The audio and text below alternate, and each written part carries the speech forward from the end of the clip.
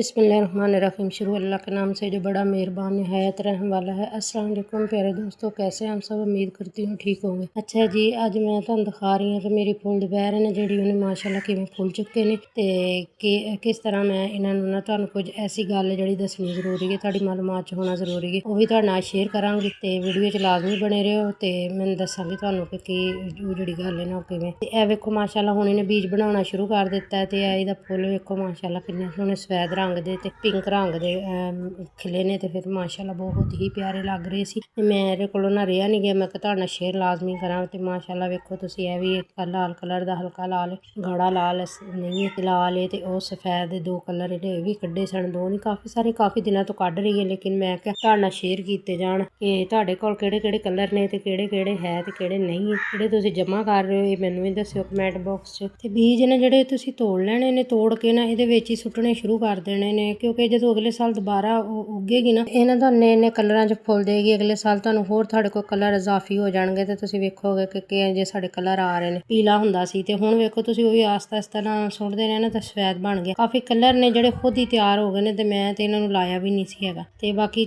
ठीक है, अल्लाह ताला तुहानूं खुश रखे। चैनल नूं सबसक्राइब लाजमी करिया करो, वीडियो नूं शेयर करिया करो ते कमेंट कर दिया करो कित्थों कित्थों वीडियो वेखदे हो। ते अल्लाह हाफिज़। अल्लाह ताला तुहानूं